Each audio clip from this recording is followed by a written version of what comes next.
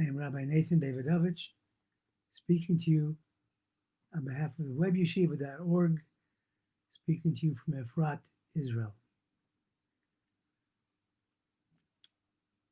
Rosh Hashanah is upon us. Begins tomorrow night.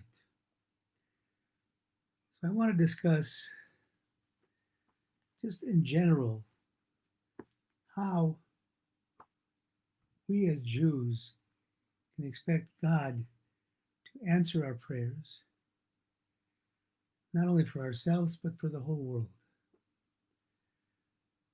I must tell you that we Jews have a lot of chutzpah. Because how can we be a stranger to God all year long, and then on Rosh Hashanah, the day of judgment, the day in which the world is judged, the day in which everything that happens to us in the coming year is judged for good or for bad. How do we have the chutzpah, after being a stranger, to now go and expect God to grant our prayers? There is a special psalm that is added during the entire month of Elul, month preceding Rosh Hashanah, and it's said on Rosh Hashanah as well. This is Psalm 27. And this is a psalm by King David that starts, LeDavid Hashem Ori V'Yishi. God is my light and my salvation. Mimi Ira. Who should I be afraid of? This prayer contains a request that is appearing in several times. It says, Shema Hashem Kol Yekra. Listen, God, to my voice that is crying out to you. We have in the Rosh Hashanah service, we have just before Baruch Hu in the morning, we have another psalm, Psalm 130, I'm sorry, Kuf Lamed. Shira Malus Rimamakim, Korsi Hashem. I call to you from the depths, O Lord. In this psalm, the first one I mentioned, the David Hashem Ori, there's a very interesting passage.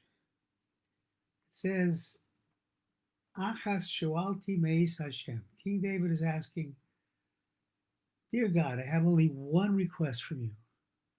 Shivti Beveis Hashem Kol Yemei Chayoi, to live in God's house all of the days of our life. That immediately raises a question.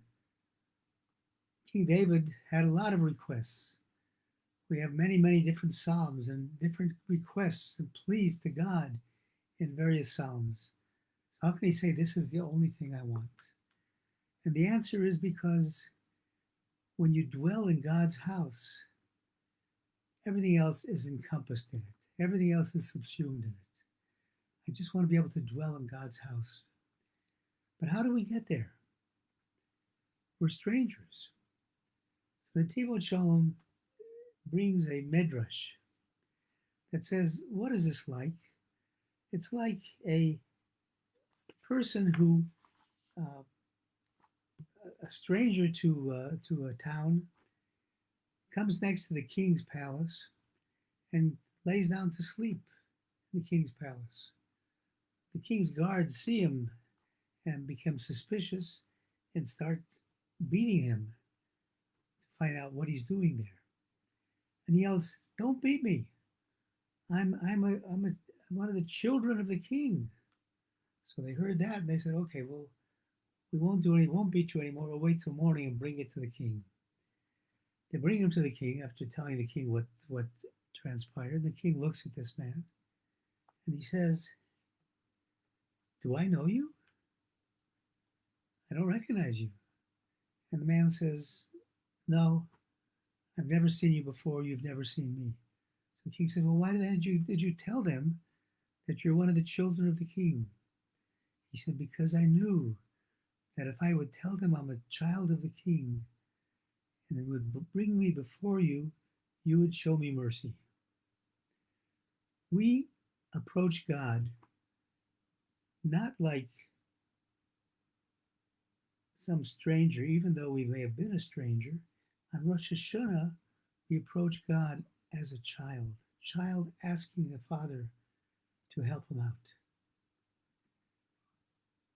We are so convinced that we will come through this judgment favorably that on Rosh Hashanah, when we're coming before the judge of the world, the king of the world, who will determine our fate during the next year, whether we will live or die, whether we're rich or poor, everything that will happen. It sounds like a very solemn situation. Normally, can you imagine a person in a court of justice being on trial for a capital offense? He and his lawyer will come in dark suits, black. What do? We wear white. We wear white the entire Rosh Hashanah, a white garment, a white robe, signifying that we know that God will grant our tefillot. In the Torah reading of the first day of Rosh Hashanah, we have a pretty good idea as to why Hashem will listen to our prayers. The Torah reading is about the story of the birth of Yitzchak, the birth of Isaac. And this was after Sarah couldn't have any children. Finally, at age 99, she bore a son, Isaac. In the meantime, Abraham had a son from his handmaiden, Yishmael. And Sarah looked out and saw that Yishmael was not a good influence on her son Yitzchak. And therefore, Sarah decided to drive them out of the house, to drive Yishmael and his mother out of the house. And the story continues. They went into the wilderness and they ran out of water, had no food or water.